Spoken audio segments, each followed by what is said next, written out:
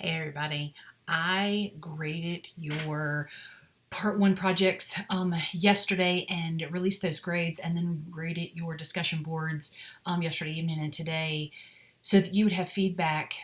My encouragement, and it's going to be the same encouragement I have for you every week, is that you go through the feedback that's provided to you and ask questions. If I ever give you feedback that's unclear or you want to clarify something, know that that is perfectly okay, and I'm happy to clarify anything that you're unclear about. Know that if you have been given feedback on your group project and I have requested you to make revisions before you start part two, that's an expectation that I will not grade part two unless part one has the appropriate revisions. Um, Follow the instructions that I've given to you if you have been asked to do some revisions. If you ever have a question that's specific to your group project, send me an email and include your group members on that email. That will make sure that everybody on the team has all the same information and I can communicate clearly with everybody. I am so impressed with part one. You all tackled what I think is one of the hardest parts of the assignment, which is first getting started and then having clarity about what you're actually looking at. So many great ideas came through when I was reading your work. Your APA is fabulous. Minor issues, nothing major. Normally on this first video, that after I've read part one, I have this long list of the APA's don't forget to do's or remember this is a thing. I got nothing. And normally I just talk about general themes that I see repeatedly. The only thing that I actually saw, not just in the papers, but also in the discussion boards, was the use of direct quotes. This is going to become even more important as you move through not your annotated bibliography, but more of the analysis of what you found. You want to make sure that you are using in-text citations. So that's the author, comma, date, or combined in-text citations, which is multiple groups of work divided by a semicolon. And you're going to use that instead of saying, in the Journal of Nursing Science, the authors, John Smith and Jackson stated, you don't have to put the name of the journal. You don't have to include the names of the authors in the body of work. And also in an in-text citation. So if you want to do your credit to the authors as an embodied citation, like starting a sentence with, according to Smith, Jones, and Jackson, parentheses 2019, they found that research was important, period. That's okay. But you don't want to put it in the sentence as well as at the end of the sentence in an in-text citation. And you very rarely are ever going to include the journal or the book title in the body of a research summary. It's unnecessary. If you put the authors and the date, then you've got those things covered. As you go through that, one of the reasons I see people direct quoting is they're afraid they're going to plagiarize. They're afraid they're going to forget to give people credit. My hope is that you're getting more and more comfortable with that skill of rewording things to have context with what you're writing and using those in-text citations. When you direct quote, what you're telling me is I found something important and I know it belongs in this part of my paper. It doesn't tell me that I understood what I read and its meaning related to my topic. And that's what good paraphrasing does. That's what, in putting the details and the elements in your own words and relating it to this is how it ties to my topic, and then doing that in text citation gives clarity to not just that you found something important, but that you understand its meaning and how it relates to your topic. So that is that's a skill that you should have before you graduate. So I do want you to be practicing that. I really think, I went through my notes before I started the video and was like, that was really the only big thing. From a formatting standpoint, in your discussion boards, I turned off the feature that allowed you to attach a paper to the discussion board on purpose, because discussion boards are not papers. They are designed to be a fluid discussion between classmates or peers about a specific topic. The desire to put it in APA formatting, I completely get that. And I suspect you've been given feedback of, this needs to be in APA formatting. And in your mind, that's, the 1-inch margins and the double spacing and everything being lined up. That's really hard to do in the discussion board template.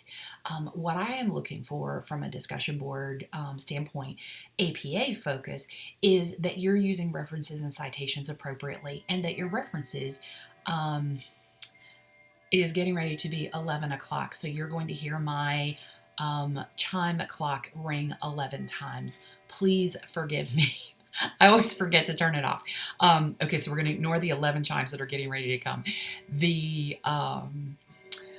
Okay, maybe not.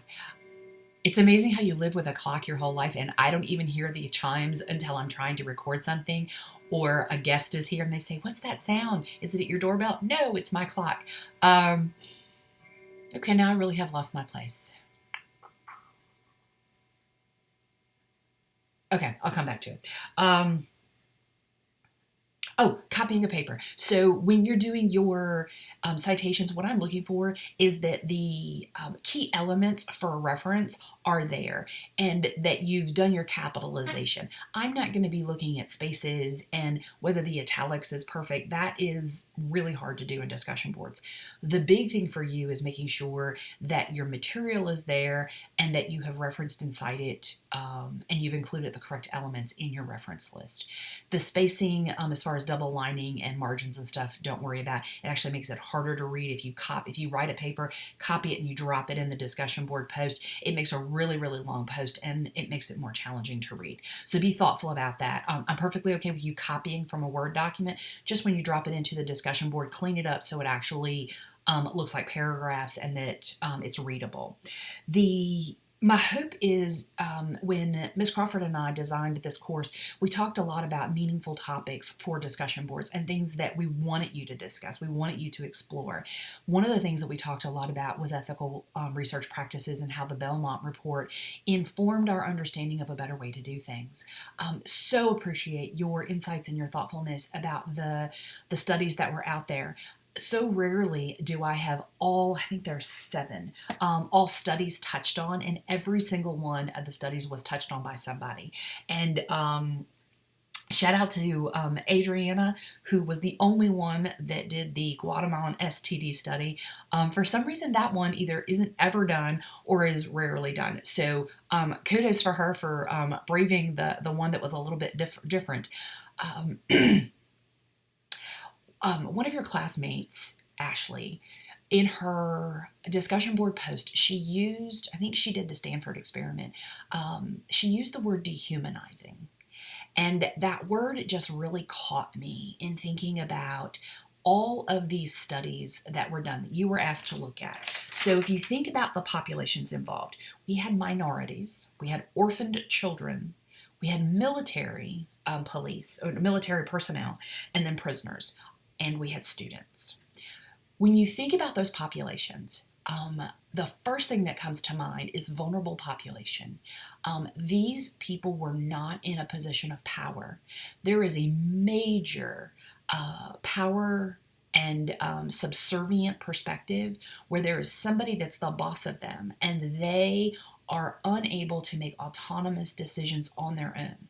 So just where these people are in general life, they are reliant on people to advocate for them and to protect them from harm. They are vulnerable populations. And then experiments were done to them. Unethical experiments were subjugated on these vulnerable populations, and nobody cried foul. No one advocated for their protection, their privacy, their well-being. The Belmont report was a late 70s thing, but I think I said to several of you, we knew better. We knew after the Nuremberg trials and the horrible atrocities that came through the Nazi experiment, through the concentration camps, we knew what ethical practice was supposed to look like. We knew what ethical research was supposed to look like. We didn't do any better. The Tuskegee Project, the fact that that was going on in the 70s, and that there was a treatment for those vulnerable men, it infuriates me every time I think about it. It's like, this isn't the 1800s where we didn't know how to treat syphilis, but that we didn't care better for our community members is heartbreaking. I want to encourage you as a nurse scientist, even if you never do another research project after you get through this course and you never want to do it again, You're still a scientist. You're still going to be polishing and improving your practice.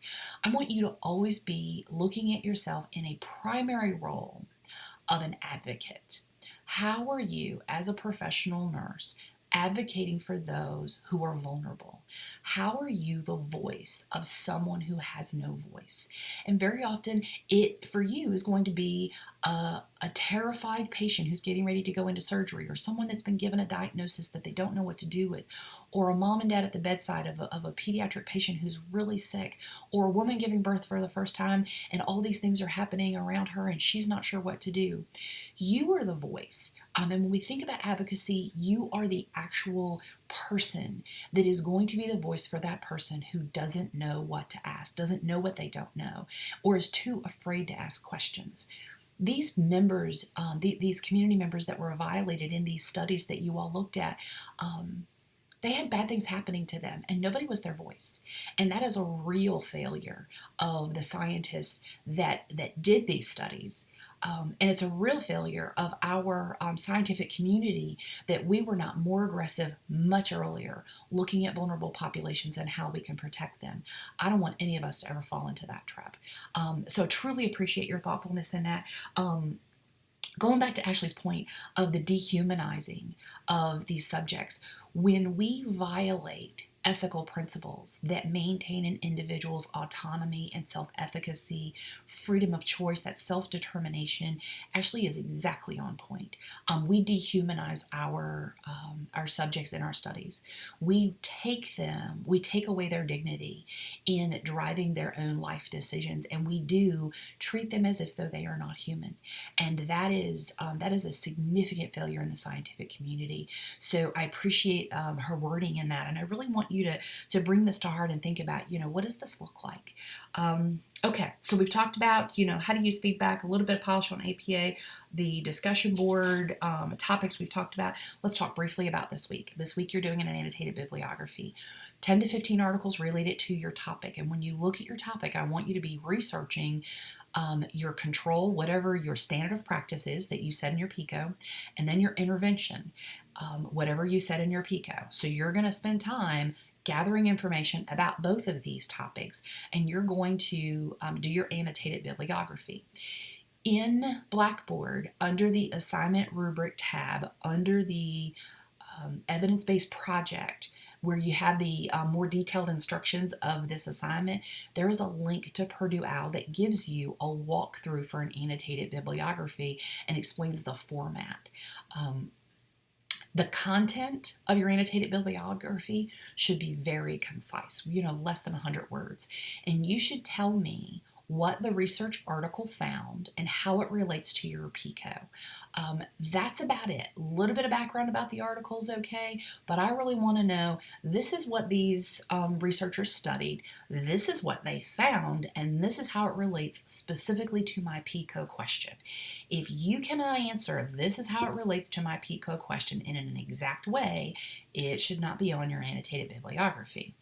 My encouragement is to lean towards the 15, not the 10, as you build your annotated bibliography, because here's what's going to happen.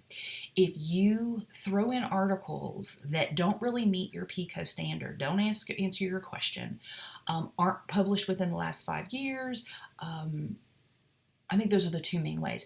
I may exclude them, and you could wind up not having at least 10 articles to begin to move on to the next step with.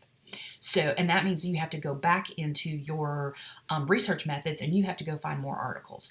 If you start out with 15 and between my review and your own team analysis, you end up with 12 or 13, you're on solid footing to keep moving forward. If you start out with 10 and I exclude 2 because they don't work, then you're going to have to start back over in part 2, and that is zero fun. So lean towards 15.